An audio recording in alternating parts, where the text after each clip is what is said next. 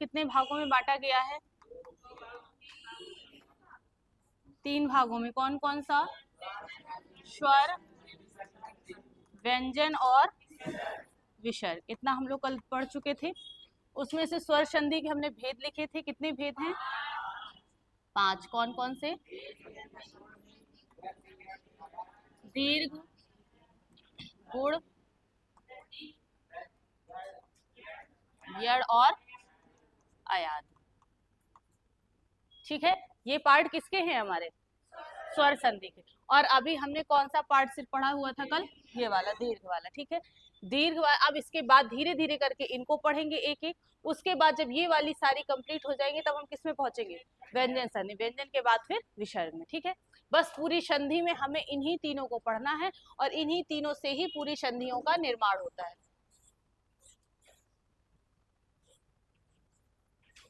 वृद्धि संधि की परिभाषा क्या है?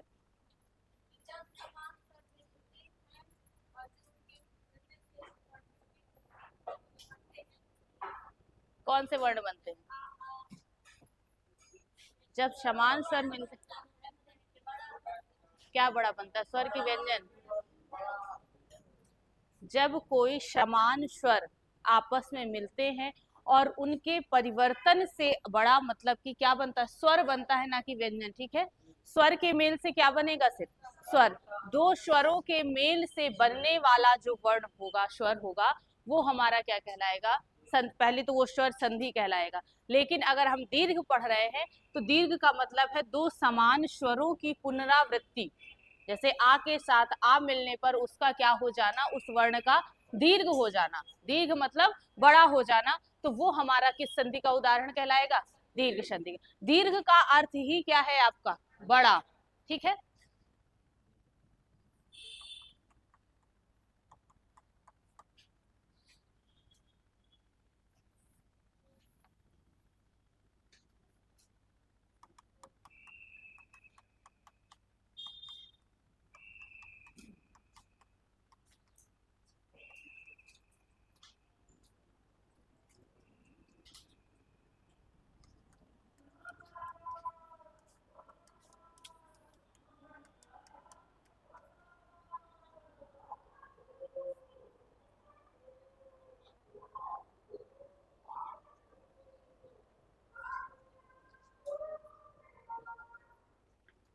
देखो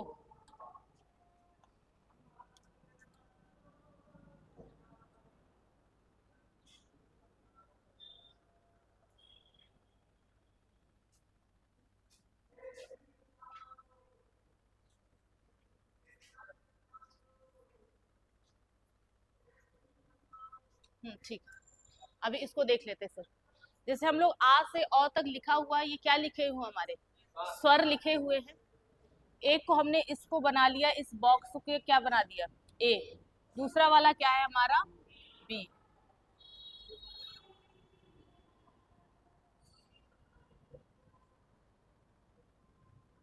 सॉरी,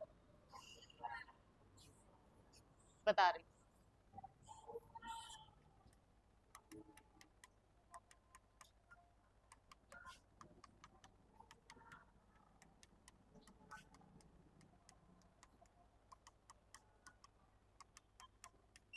ऐसे हैं, ये सारे क्या लिखे हुए हैं? स्वर लिखे हैं। एक ये बॉक्स हो गया, एक ये हो गया, और एक क्या हो गया? एक ये बॉक्स हो गया। ठीक है, इसको हमने क्या माना? ए। इसको क्या माना? बी। और इसको क्या माना? सी। जो हम स्वर संधियां पढ़ेंगे वो सारी स्वर संधियां आपकी इन्हीं के मेल से ही बनेगी। या तो इसका और इसका मेल होगा, या इसका और इसका मेल होगा, या इसका और इसका होगा। मतलब इन्हीं तीनों में ही चक्र घूमेगा। ठीक है, इसमें कोई भी कोई व्यंजन वर्ड नहीं लिखा ना। स्वर संधि में हमने क्या पढ़ा? स्वर और स्वर का मेल होना। ठीक है, तो अब इसमें जब है, जब यहां पर दिया है, जैसे लिखा आ प्लस आ, तो इससे क्या बन जाएगा? बड़ा आ।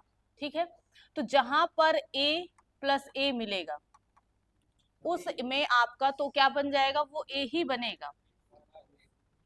मतलब कि ऐसे जैसे मान लो ई लिखा है, ई प्लस ई तो क्या बनेगा, बड़ी ई बनेगा। ठीक है, तो मतलब ये है हमारा कहने का कि दीर्घ संधि जो होगी वो ए मतलब कि ए प्लस ए बराबर ए, बी प्लस बी बराबर बी। मतलब समझ रहे हो यहाँ पर, जैसे हमने आ और आ को जोड़ा तो क्या बनेगा, बड़ा आ। ई और ई को जोड़ेंगे तो क्या बनेगा, बड़ी ई। ऊ और ऊ को जोड़ेंगे तो क्या बनेगा, बड़ा ऊ। ठीक है, अभी दीर्घ संधि में आपका यहीं तक चल रहा है। तो इसमें यही है कि ए और ए जोड़ने से, ए और ए में कौन से, ए कॉलम में कौन कौन से वर्ण है आपका, छोटा आ है और बड़ा। मतलब आ और आ जुड़ेगा तो क्या बनेगा, आ बनेगा। B plus B, C plus C, ऐसा मतलब ये है कि समान स्वर जुड़ते हैं। दीर्घ संधि में क्या होता है, समान स्वर जुड़ते हैं। तो ए कॉलम में समान स्वर दिए हुए हैं, बी में भी, यहाँ बी वाले बॉक्स में भी जितने होंगे ये आपका, जैसे हम सूत्र के उसमें देखें तो ये हमारा दीर्घ संधि के रूप में सूत्र है कि ए और ए मतलब सेम सेम वर्ण जुड़ने से सेम वर्ण बनेगा। इसके भी सेम, इस कॉलम में भी सेम वर्ण ऊ प्लस ऊ जुड़ेगा तो ऊ बनेगा, ई प्लस ई जुड़ेगा तो ई बनेगा। ठीक है, अब जब हम लोग आगे और संधियां पढ़ेंगे, जैसे हमारी गुण संधि है, वृद्धि संधि है, उसमें बताऊंगी कि उसमें कैसे कैसे इसको इसको पूरा याद रखना है आपको। ठीक, हाँ,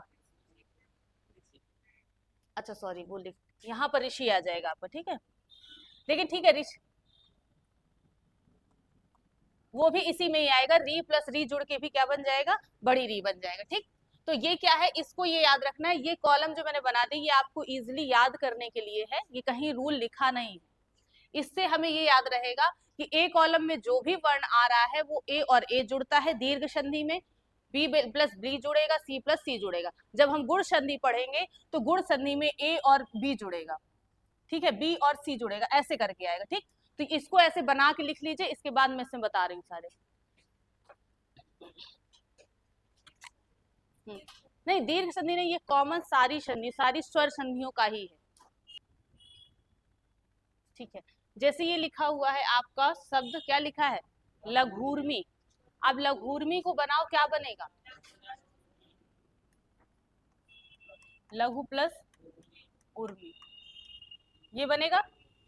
अब इसमें ये बताओ, इसमें हमने क्या हमने पढ़ा है, पहले शब्द का, पहले शब्द का नहीं, इसका कौन सा वर्ण हो जाएगा, छोटा ऊ, और इसका भी क्या हो जाएगा, ऊर्मी नहीं होगा, उर्मी है ये, वो लघुर्मी अलग हो जाएगा, बता रहे हैं अभी। जैसे वधूर्मी होता है, सब में अलग अलग हो जाता, ऊर्मी अलग हो जाता, उर्मी अलग, दोनों शब्द है। ठीक है, जैसे इसमें लिखा है बड़ा ऊ। अब ये बड़ा ऊ जैसे हमने क्या पढ़ा है ऊपर, b plus b, b plus b का मतलब बी वाले कॉलम में कौन कौन से वर्ण आ रहे हैं, छोटी ई, बड़ी ई, छोटा ऊ, बड़ा ऊ, ऋषि ऋषि। मतलब ऊ और ऊ दिया होगा तो भी हमारा क्या हो जाएगा, बड़ा ऊ और बड़ा ऊ दिया होगा तो भी क्या हो जाएगा, बड़ा ऊ। और बड़ा ऊ प्लस बड़ा ऊ दिया है तो भी क्या हो जाएगा, बड़ा ऊ। मतलब कि यहाँ पर छोटा दे या बड़ा दे, लास्ट में बनेगा ही क्या, सिर्फ बड़ा ऊ ही आएगा। इसी तरह ई में है कि छोटी ई बड़ी ई दे या बड़ी ई बड़ी ई दे तो भी लास्ट में बन के क्या आएगी, बड़ी, क्योंकि हमें क्या बनाना है दीर्घ संधि में, बड़ा ही बनाना होता है। ठीक है, जैसे लिखा है पीताम्बर, पीताम्बर में क्या होगा, पीत प्लस अंबर। अब इसमें बताओ, इसमें क्या क्या है, छोटा आ है और इसका भी एक छोटा आ है, तो क्या बन गया, बड़ा। और इस बड़े आ का साइन यहाँ पर लगा दिया गया। ठीक है, अब देखो तो ये ठीक है, ये दीर्घ संधि समझ में आया। दीर्घ संधि में सबसे इजीली यही है कि जहां पर भी आपको बड़ा आ, बड़ी ई, बड़ा ऊ, ऋषि ऐसे लगे मिल जाए तो समझ जाओ किस संधि का उदाहरण है, आपके दीर्घ संधि का उदाहरण है। अब जैसे अलग करने वाली बात आती है कि हम कहाँ से इसको तोड़े, जैसे नहीं ये समझ में आता ना कि हम कहाँ से तोड़ने के सही अर्थ आ जाए। तो जैसे मान लीजिए दीर्घ संधि लिखी है, दीर्घ संधि के उदाहरण बताओ मुझे दो चार,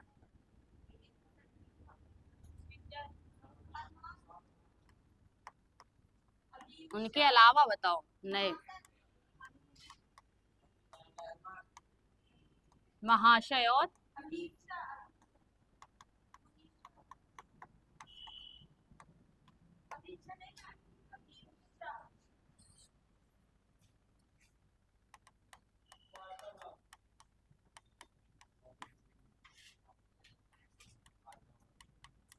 वार्तालाप, और बड़ी ई वाले बताओ कोई,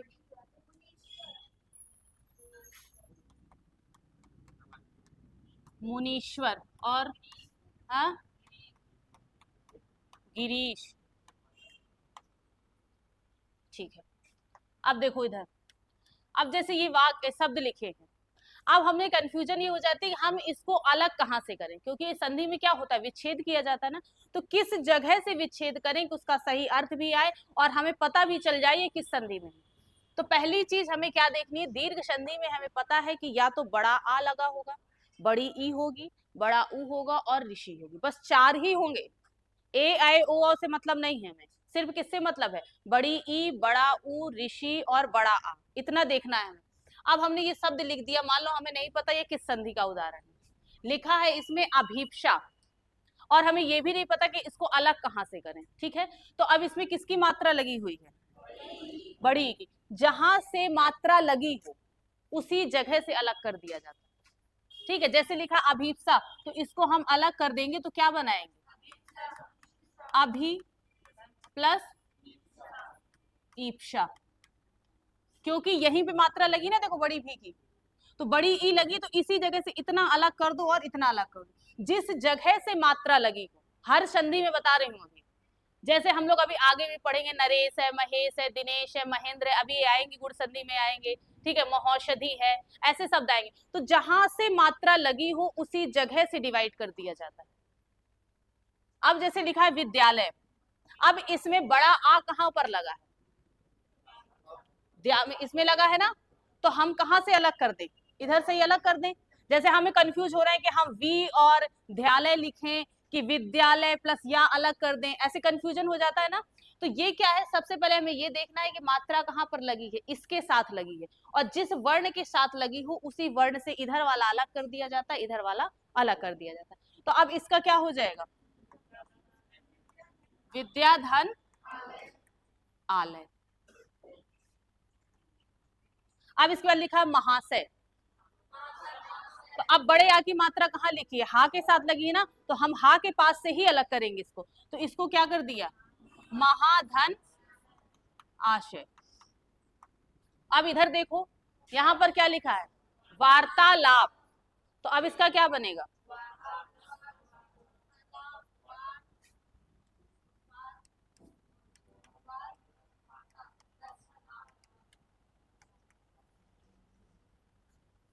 अब जैसे अगर ये कहा जाए कि यहाँ भी तो बड़े आ की मात्रा लगी है ना, लेकिन हमें ये भी तो देखना है कि शब्द का क्या होना चाहिए, अर्थ निकलना चाहिए। वार्ता मतलब होता है बात करना, ठीक है, तो वार्ता शब्द अलग कर देंगे, लाप कोई शब्द नहीं होता है, तो इसलिए उसको क्या किया जाएगा, अलाप, उसको शुद्ध करने के लिए, क्योंकि ये हमने पढ़ा ही है कि आ जुड़ा हो चाहे बड़ा आ जुड़, तो यहाँ पर एक आ लग गया, एक बड़ा आ है, यहाँ पर क्या, यहाँ पर बड़ा आ है ना, और यहाँ पर क्या है, सिंगल छोटा आ है, तो भी मिलकर के क्या बन जाएगा, बड़ा आ बन जाएगा।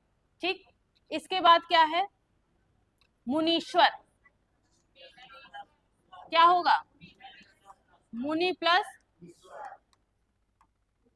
ईश्वर। अब इसमें बताओ हमने अलग कहां से किया है, यहां से अलग किया ना के साथ किसकी मात्रा लगी हुई, बड़ी ई की, और बड़ी ई की तो इसी जगह से हम अलग कर देंगे, तो यहाँ पर क्या हो जाएगा, मुनि होगा कि मुनि होगा, मुनि होगा, तो मुनि यहाँ पर क्या हो गई, छोटी ई की मात्रा, यहाँ पर कौन सी मात्रा लिखी, बड़ी ई की, और ई प्लस ई मिलके क्या बनता है, बड़ी ई, चाहे वो छोटी ई दिया हो चाहे वो बड़ी ई दिया हो, बनता क्या है आपका, बड़ी ई ही बनता है। ठीक है, इसी तरह अब देखो ये लिखा है गिरीश, तो गिरीश को कहां से अलग करेंगे, रा के साथ कौन सी मात्रा लगी हुई, बड़ी ई की, हमें दीर्घ संधि में बड़ी मात्रा देखनी है, चाहे वो बड़े आ की मात्रा हो, चाहे बड़े ऊ की हो, चाहे बड़ी ई की हो। ठीक है, तो इसमें क्या करेंगे, गिरी प्लस ई, तो छोटी ई और बड़ी ई मिलकर के क्या बन जाएगा, बड़ी ई। ठीक है, तो तोड़ना आ गया, तोड़ते कैसे हैं, उसी जगह से तोड़ेंगे जहां से हमें परिवर्तन करना है, क्योंकि परिवर्तन उसी जगह में हुआ होगा ना, मान लीजिए जैसे गिरी प्लस ईस लिखा होगा,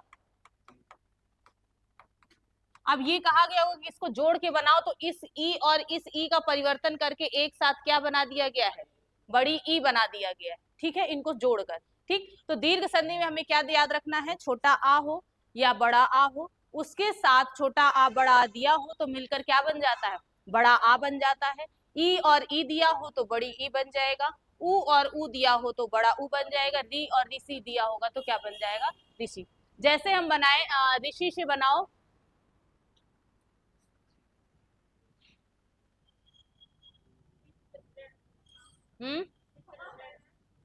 ऋषि से बनाओ, एक शब्द बताओ ऋषि से। मात्र ऋण,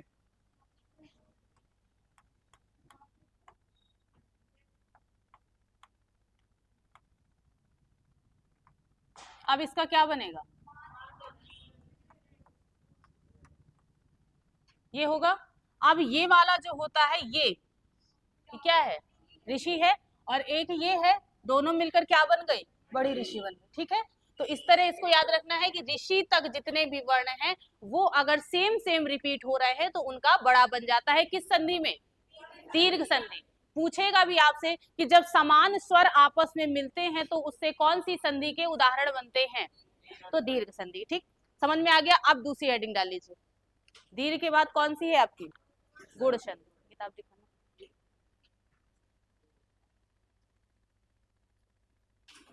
तथापि का क्या बनेगा, भोजनालय, देवालय, परमात्मा, परम धनात्मा, उपाध्याय, उप प्लस अध्याय, कीटाणु, तीर्थाटन, तीर्थ प्लस अटन, रामायण, आयन, स्वर्गारोहण, स्वर्ग प्लस आरोहण, शिवालय, धर्मात्मा, परमावश्यक, शुभागमन, शुभ प्लस आगमन। ठीक है, आज्ञानुसार, कदापि, ब्रह्मांड, अंड, आज्ञानुपालन,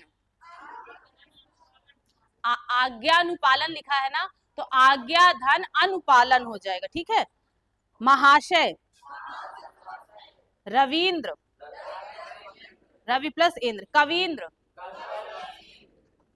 परीक्षक, परि प्लस इच्छक, नारीच्छा, नारी धन इच्छा, गौरीश्वर। ठीक है, अच्छा बताना, सूक्ति। अब जैसे इसमें लिखा है, अब इसमें शब्द ही बहुत छोटा है, ये लिखा है सूक्ति। आप पूछा जाए कैसे, तो इसमें क्या बनेगा, इधर से अलग करेंगे ना हम, क्योंकि इसमें बड़े की मात्रा लगी तो हम इसी जगह से अलग कर देंगे, तो ये क्या हो जाएगा, सुधन उक्ति। ठीक, तो छोटा ऊ और छोटा ऊ मिलकर क्या बन गया है, बड़ा ऊ। अच्छा इसका बताओ,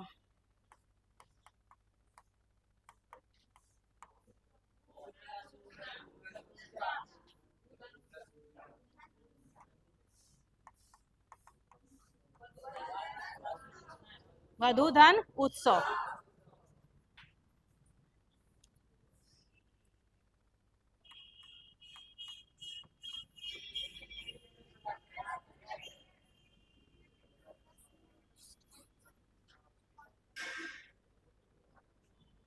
ठीक है, समझ में आ गया। बस इसमें यही याद रखना है, क्या होगा, आ प्लस आ मिलके बड़ा आ, ये चीज लिखना हो अगर तो लिख लो। ये लिखवाया था कल की नहीं,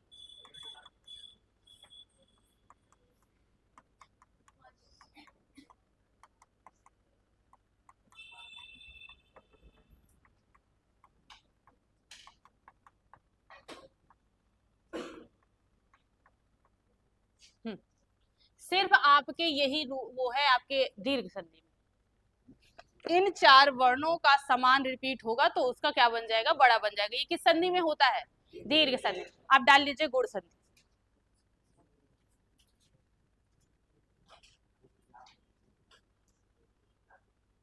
इसमें लिखो जब, गुण संधि। इसके उदाहरण लिखे थे कुछ की नहीं लिखे थे, दीर्घ संधि के जो आपको टफ लगे उदाहरण, जैसे हम लोग बोलते रहते हैं ना, सुनते रहते, तो आपको लगे कि मुझे टफ लग रहा है, उसको लिख लिया करो। ठीक है, छोटे छोटे लिखने की जरूरत नहीं कि विद्यालय, देवालय, ये लिख लो बस हो गया। लिखो, यदि आ या, सॉरी ठीक है, जब आ या बड़ा आ के बाद,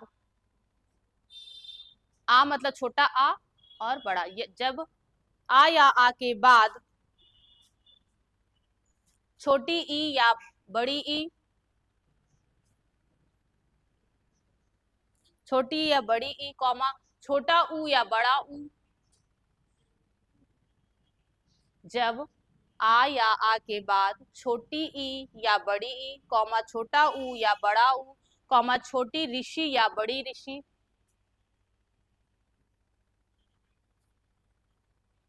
बड़ी ऋषि, स्वर आए तो,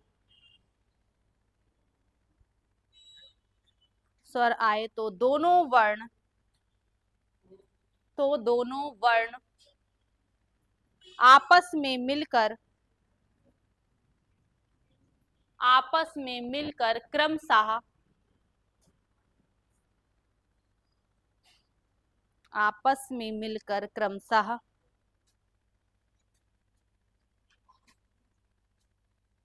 आपस में मिलकर क्रमशः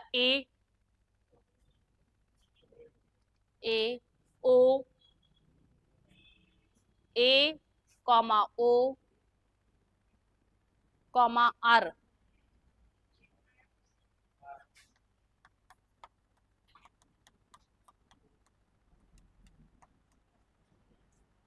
ए ओ कॉमा आर हो जाते हैं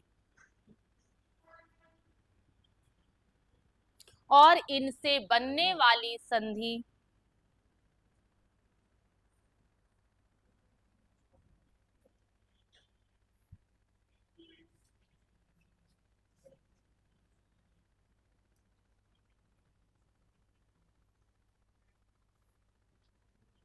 और इनसे बनने वाली संधि गुण संधि कहलाती है।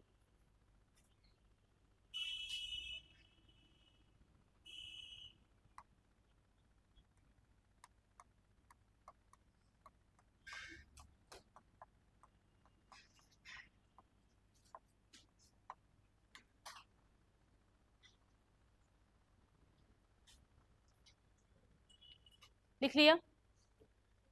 अब देखो सबसे पहले हमने क्या लिखा है, परिभाषा को दोबारा से रिपीट करो, पढ़ो अपने मन से। उसमें लिखा है जब आ या आ के बाद, कौन सा आ, छोटा आ या बड़ा, जब आ या आ के बाद क्या आए आपका, छोटी ई या बड़ी ई आए, छोटा ऊ या बड़ा ऊ आए। आए बाद का मतलब समझ रहे हो ना, कि लास्ट वाले का अंतिम वर्ण जो होगा, सॉरी लास्ट वाले का पहला वर्ण और पहले वाले का अंतिम वर्ण, इन्हीं दो वर्णों की बात होती है सिर्फ। तो जब क्या आए, पहले आ आए और उसके बाद क्या दिया हो, ई दिया हो या ऊ दिया हो या क्या दिया हो, ऋषि दिया हो, तो उसके बाद आ और आ ई मिलकर क्या बन जाता है, ए बन जाता है। आ और ऊ मिलकर ओ बन जाता है और आ और ऋषि मिलकर क्या बन जाता है, अर बन जाता है। ठीक है, जो परिवर्तन होता है। तो अब हमने जब पहले देखो ये जो कॉलम बनाया था ना, इसी में फिर से देखो क्या लिखा हुआ। अब इसमें ये दीर्घ संधि का नहीं आएगा, ये अब किस में आ जाएगा, जैसे गुण संधि में बनाना है इसका सूत्र, तो कैसे बनाएंगे, ये ए था आपका और ये क्या था, बी था। तो जब हम इसमें गुण संधि में पढ़ेंगे तो क्या हो जाएगा, ए प्लस बी बराबर क्या बन जाएगा आपका, सी नहीं बनेगा इसमें, सी में क्योंकि औ भी आ जाता है, ए भी आता है। मतलब इसमें यह है कि सिर्फ इसमें वर्ण जुड़ते हैं कौन कौन से, ए प्लस बी जुड़ता है, जबकि दीर्घ में क्या जुड़ता था, ए प्लस ए, बी प्लस बी ऐसे जुड़ता था। और इसमें क्या जुड़ेगा, बगल वाला ए प्लस बी जुड़ेगा। अभी सी से मतलब नहीं है इससे हमें, ठीक है, सी वाला बताएंगे। अभी सिर्फ किसमें हो रहा है, इन दोनों में, कि जब आ के बाद क्या दिया हो, ई दिया हो, जब आ के बाद क्या दिया हो, ऊ दिया हो, और जब आ के बाद क्या दिया हो, ऋषि दिया हो। मतलब ये बड़ा वाले तो ये आ ही जाएंगे, लेकिन आ के साथ ई दिया हो, आ के साथ ऊ दिया हो और आ के साथ क्या दिया हो, ऋषि दिया हो, तो क्या बन जाता है उनका, ए बन जाता है, ओ बन जाता है और क्या बन जाता है, अर बन जाता है। ठीक, अब इधर देखो, जैसे ये लिखा है देवेंद्र, क्या बनेगा इसका, देव प्लस इंद्र, यही बनेगा ना। अब इसमें क्या है, हमने क्या पढ़ा है, गुण संधि में क्या होता है, जब आ या आ के बाद क्या दिया हो, ई दिया हो या बड़ी ई दिया हो, तो क्या बनता है उसका, ए बनता है ना, यही पढ़ा है। अब इसमें बताओ, इसमें क्या दिया हुआ है, इस लास्ट वाले में आ है और इधर क्या है आपका छोटी ई, क्या बन गया, ए बना। तो इस जगह पर क्या लग गया हमारा, देवेंद्र हो गया। ठीक है, इसी तरह दूसरा देखो क्या लिखा है, शुभेच्छु, क्या बनेगा, शुभ प्लस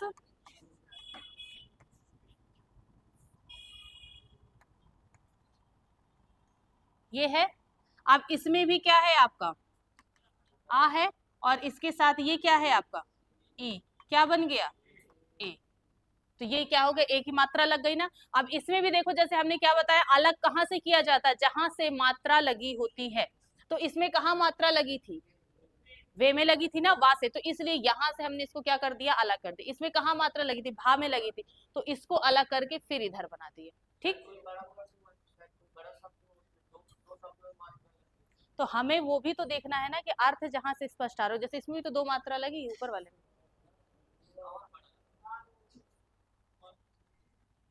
क्या बताया,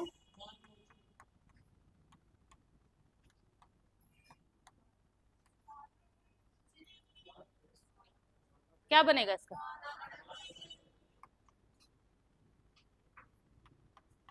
अब इसे मात्रा कहां पर लगी है, ओ में लगी है ना।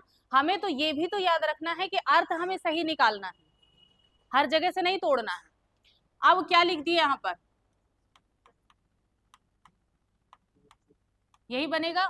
अब इसमें क्या है, आ है और इसके साथ क्या है, ऊ है, आ और ऊ मिलकर क्या बनता है, ओ। तो ये ओ की मात्रा ही तो लगी है वा के साथ, इसलिए वा के भाग से इधर से अलग कर देंगे और इधर क्या कर देंगे, अलग कर देंगे। ये कहीं फिक्स रूल नहीं है कि आपको उसी मात्रा से अलग करना है, ये मैं आपको समझने के लिए बता रही हूँ। ठीक है, कहीं किताब में नहीं लिखा है, कहीं भी सिर्फ ना तो ये लिखा है किताब में, ना वो ABCD वाला लिखा है। सिर्फ एक तरीका बता रही हूँ जिससे आप लोग जल्दी से पहचान सको, अगर अचानक से नहीं समझ में आता। बाकी रूल्स आपका सिर्फ इतना ही कहता है कि आ और ई दिया हो तो ए होगा, आ और ऊ दिया है तो ओ होगा, आ और री दिया है तो क्या होगा, अर होगा। बस यही सब जगह लिखा मिलता है। इसको क्या होता है, कभी कभी कंफ्यूज हो जाते हैं हम लोग, पेपर में नहीं समझ में आता कि आ ई मिलकर क्या बना, कहाँ से हम इसको अलग करें। तो ये चीज थोड़ी दिमाग में रखनी है कि जहां से मात्रा दी होगी वहीं से हम इसको अलग करें। ठीक है, आगे और लिखो उदाहरण। अच्छा, इनको लिखो पहले फिर बताते हैं। ये दो उदाहरण लिख लो।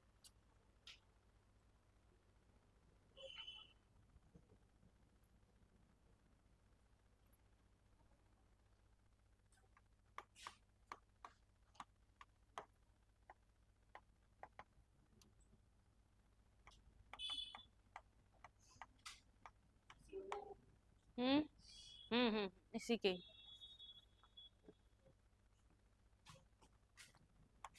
इनको ही बताना है आप लोगों को।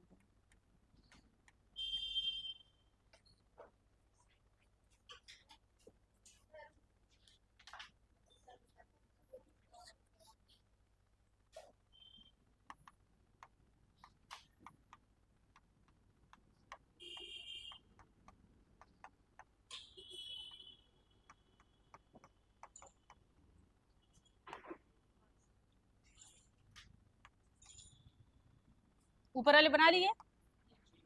हम्म अब बताओ इसमें। अच्छा रुको एक मिनट, इसको भी लिख लेना इस चीज को।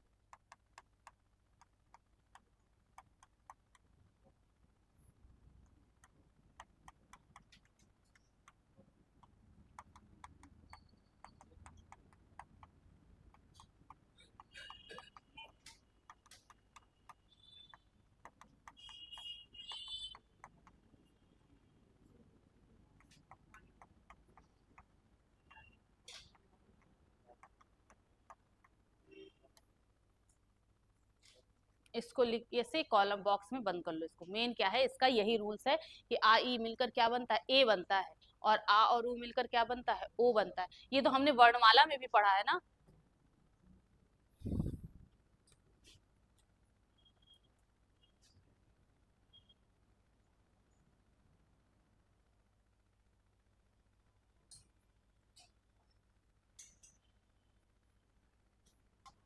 अब देखो इनको बताना है अपने मन से।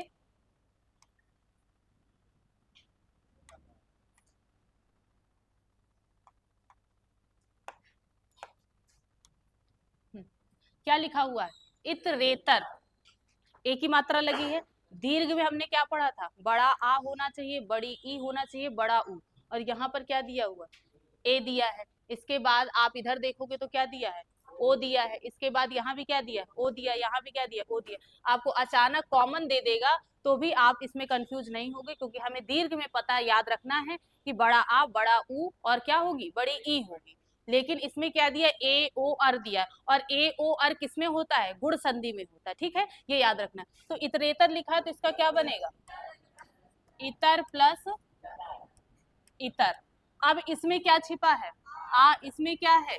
ई। आ और ई मिलकर क्या बन गया? ए बन गया। ठीक, इसके बाद लिखा है नरेश, तो क्या हो जाएगा? नर प्लस ईस। इसमें भी क्या है? आ है और इसमें क्या है? बड़ी ई है। आ और ई मिलकर क्या बनता है? ए बनता है। इसके बाद लिखा है सुरेश, तो क्या होगा? ईस। इसमें भी आ है और ई है, मिलकर क्या बना? ए बना। उसके बाद ऊपर आते इधर लिखा है सर्वोत्तम, तो क्या हो जाएगा? सर्व प्लस उत्तम। इसमें क्या है आपका? आ है और इसमें क्या है? ऊ है। आ और ऊ मिलके हमने पढ़ा है क्या बनता है? ओ बनता है। तो यहाँ पर क्या हो गया? सर्वोत्तम। इसके बाद लिखा सूर्योदय, क्या बनेगा? सूर्य प्लस उदय। इसमें क्या है आपका? आ है और इधर क्या है? ऊ है। आ और ऊ मिलकर क्या बना? ओ। इसके बाद लिखा है वार्षिकोत्सव, क्या होगा? वार्षिक प्लस उत्सव। वार्षिक में का में क्या जुड़ा है? आ जुड़ा है। उत्सव में क्या जुड़ा है? ऊ है। तो आ और ऊ मिलकर क्या बनता है? ओ बनता है। ठीक है, समझ में आया? अच्छा, ये लिखा है कठोपनिषद, इसका क्या बनेगा? अब देखो यहाँ पे लगा है ना ओ की मात्रा, तो हम अलग कहां से कर दिए? कट प्लस उपनिषद। तो आ और ऊ मिलकर क्या बना? ओ। परोपकार, पर प्लस उपकार। तो आ और ऊ मिलकर क्या बना? ओ बना। ठीक है, समझ में आ जाएगा? अच्छा, कुछ उदाहरण पूछने बताना।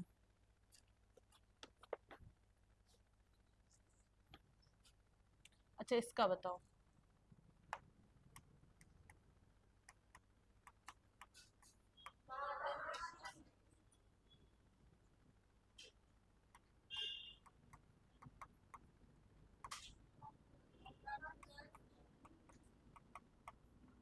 ऐसे शब्द लिखे मिलते हैं, तो अब इसको हम अलग करेंगे, तो इसमें कैसे अलग करेंगे? महा प्लस ऋषि। अब इसमें है कि आपका आ और ऋषि मिलकर क्या बनता है? अर बनता है। अब आप सोचो कि इसमें अर तो कहीं लिखा नहीं है, नहीं लिखा ना, लेकिन जब हम इसका उच्चारण करते हैं तो क्या बोलते हैं? महर्षि, ऐसे आता है ना। तो वो अर जो है हा के साथ मिक्स होता है, जब हम उच्चारण करते हैं तो उस अर को क्या करते हैं? उच्चारित करते हैं। इस वजह से मतलब कि जब ये मिलकर बनता है तभी हम उसका उच्चारण कर पाते हैं। जैसे लिखा कर्णवर्षि, कर्ण प्लस ऋषि, देवर्षि, देव प्लस ऋषि। आ और ऋषि मिलकर ही उच्चारण में आ रहा है देवर अर्षि, देवर्षि। ठीक है, तो वा के साथ अर जुड़ गया तो वो वर बन जाता है, देवर्षि हो जाता है। ठीक है, तो इसमें हमें याद रखना है कि ऋषि अगर आ रहा है तो अर होगा, ऊ आ रहा है तो ओ होगा, ई आ रहा है तो क्या बन जाता है? ए बन जाता है। अच्छा, जैसे महोदय लिखा है, गंगोदक, गंगा प्लस उदक। ठीक है, यथोचित, महोष्मा, महाधन उष्मा। हमें ये याद रखना है, डिवाइड करना है तो इस साइड सिर्फ आ और आ ही आना चाहिए, महो और उष्मा नहीं कर सकते हो। ठीक है, भाग्योदय, समासोक्ति,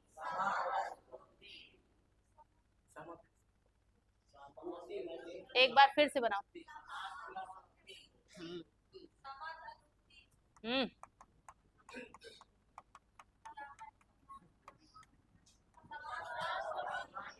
अब बताओ क्या बनेगा?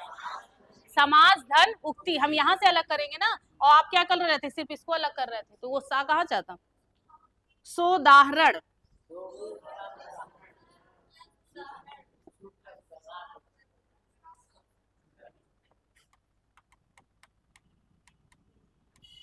ये लिखा है। अब बताओ इसका, मैंने क्या बताया, अलग करने में सिर्फ छोटा आ या बड़ा आ ही आना चाहिए, ना सू न सो न से, ये कुछ नहीं आएगा।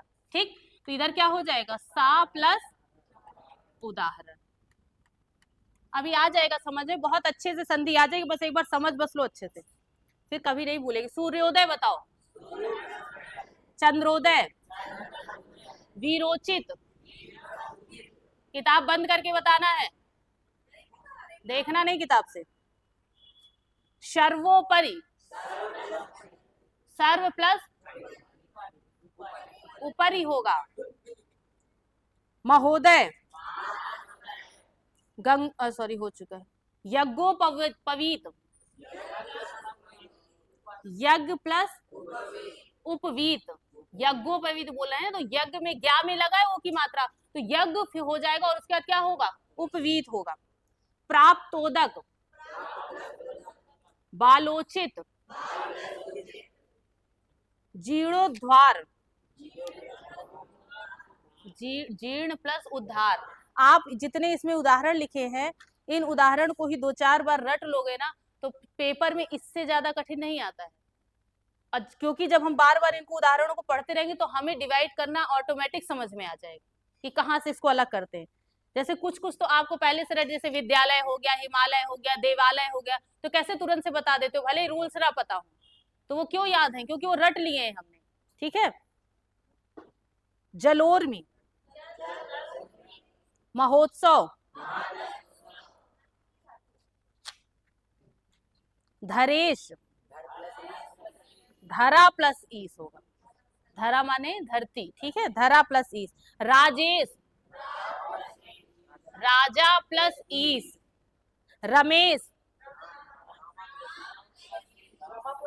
अच्छा, रमेश को राम बना दिया, रमा प्लस ईस होगा, राम प्लस ईस नहीं होगा, कुछ भी बनाना है। सर्वोत्तम, अच्छा इसका बता दो,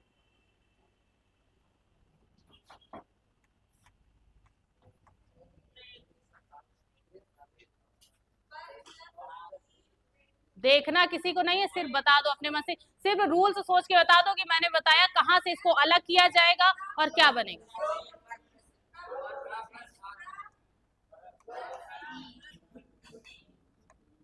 यही बनेगा, ठीक है, ये सही है। मतलब इसके साथ क्या लगा, आ लगा है और ई लग के क्या बन गया, एक ही मात्रा। ठीक, मानवेतर, अच्छा ये हो गया। भारतेंदु, नरेंद्र, खगेश, ठीक है, ये बना लोगे ना। अच्छा लिखो अपवाद,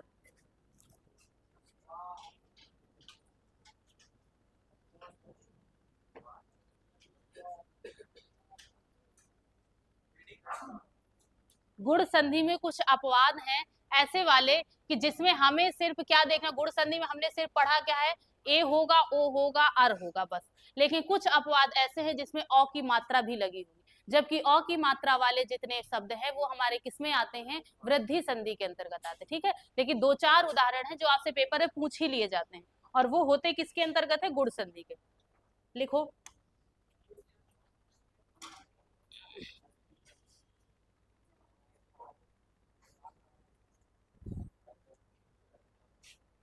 जैसे लिखा है प्रौढ़,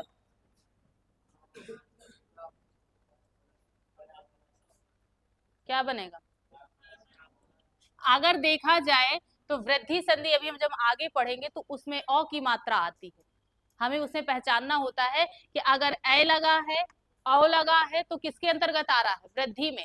अगर ए लगा है, ओ लगा है तो किसके अंतर्गत आ रहा है, गुण संधि में। ठीक है, और ये क्या लिखा हुआ, प्रौढ़ लिखा है। जब इसका संधि विच्छेद करते हैं तो क्या बनता है, प्रा प्लस ऊण बनता है। अब देखा जाए ऊण करने पर तो इसमें आ है, इसमें बड़ा ऊ है, तो बनना क्या चाहिए, ओ बनना चाहिए, बन क्या रहा है, ओ। इसको ये लिखने पे इसका सही अर्थ नहीं है, मतलब शुद्ध वर्तनी नहीं है ये, जबकि हम इसको मिलाएंगे तो यही ओ ही निकल के आएगा, लेकिन शुद्ध वर्तनी के रूप में कौन सा सही है हमारा, प्रौढ़। और हम संधि विच्छेद करते हैं तो उसी जगह से करते हैं जहां से दोनों के अर्थ आ रहे हैं, इस वजह से ये अपवाद के रूप में रखा गया। ठीक है कि आता, वैसे इसको जब लिखते हैं शब्द को वर्तनी शुद्धि में तो प्रौढ़ लिखते हैं, और जब इसको तोड़कर बनाते हैं तो प्रा प्लस ऊड़ बनता है, और हमने पढ़ा है कि आ और ऊ मिलकर क्या बनता है, ओ बनता है, जबकि यहाँ क्या लगा हुआ है, औ लगाओ। तो इस संधि विच्छेद के आधार पर इसे गुण संधि में रखा गया है। ठीक है कि जब इसका हम विच्छेद करते हैं तो ये गुण संधि के रूल्स के अंतर्गत आता है, इस वजह से ये कौन सी संधि में आएगा, आपकी गुण संधि में आएगा, ना कि वृद्धि में आएगा। लिखो इसको, ऐसे बस 2-4 उदाहरण है, उन्हीं बस को लिख लेना है। प्रौढ़, एक लिखो अछौहड़ी, ये तो कम से कम नहीं तो 50 बार पूछा गया है ये क्वेश्चन, अछौहड़ी वाला, कि अछौहड़ी में कौन सी संधि है।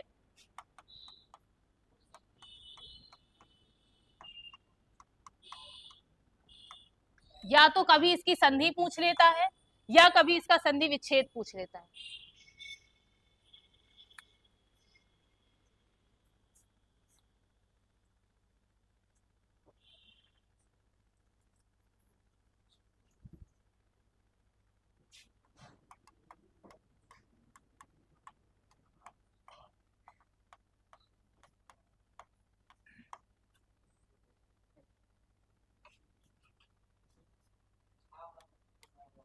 खा है, खा।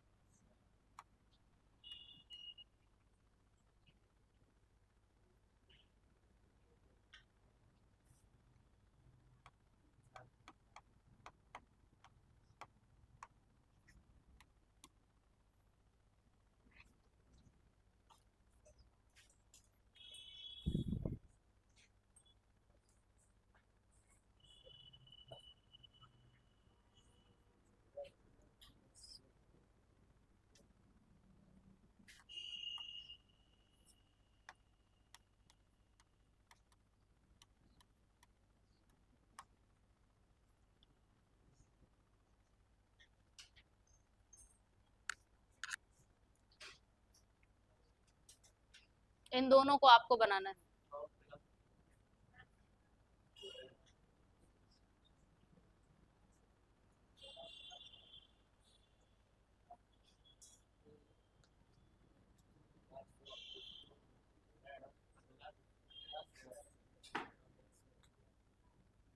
ऐसे लिखने में सिर्फ इतना लिखा हो, हम इसको ना देखें, इसका विच्छेद ना देखें, तो ये जो हमारा शब्द है ये वृद्धि संधि के अंतर्गत आता है। अभी वृद्धि संधि पढ़ेंगे तो आपको उसमें समझ में आएगा कि वृद्धि संधि में क्यों आता है, क्योंकि वृद्धि संधि में हमेशा किसकी मात्रा देखनी होती है, औ की मात्रा, और वह गुण संधि में क्या होता है, ओ की मात्रा। तो अब इसमें लिखा अछौहड़ी, जब इस अछौहड़ी का संधि विच्छेद किया जाएगा तो ये क्या बनेगा, अछ अलग होगा और ऊहनी अलग होगा। ठीक, इसमें अब इसमें क्या लिखा हुआ, आ लगा है और इसके साथ क्या लगा है, ऊ लगा, और हमने पढ़ा है कि आ और ऊ मिलकर क्या बनता है, ओ बनता है, लेकिन यहाँ तो क्या लगा है, औ लगा है। इसी वजह से इसको किसमें रखा गया है, अपवाद में रखा गया है, कि है ये किस संधि का उदाहरण, गुण संधि का, क्योंकि उच्चारण की दृष्टि से और वर्तनी शुद्धि की दृष्टि से इसको ऐसे लिखते हैं, और जब इसको तोड़ते हैं तो इसके अलग अलग करने पर क्या निकल के आता है, वो निकल के आता है। तो इस तोड़ने के आधार पर इसको हम किस संधि में रखते हैं, गुण संधि। उसके बाद लिखा सुखार्थ, तो इसमें क्या लिखा, सुख प्लस रित, मतलब आ और री मिलकर क्या बन रहा है, अर बन रहा है। और इसमें क्या लगा हुआ है आपका, इसमें ता के साथ लगा हुआ, ता के साथ लगा है ना रा, जबकि इसके साथ लगना चाहिए क्योंकि हम यहाँ से अलग कर रहे हैं, इसमें लास्ट वाले के साथ लगा है, तो इसमें ये अलग दिख रहा है, जबकि इसमें जोड़ने पर इससे अर की मात्रा यहाँ पर आ रही है। ठीक है। तो ये जो इतने शब्द हैं आपके, ये आपके अपवाद में हैं, जो आपके होते किसमें, गुण संधि के अंतर्गत हैं। तो सबका विच्छेद भी याद रखना है और इनके शब्द भी याद रखने हैं। इन चारों पांचों को लिख लो। ये वाला बना लिया, स्वर वाला। स्वा प्लस क्या बनेगा, एर। दशार्ण का क्या बनेगा, 10 प्लस ऋण। ठीक,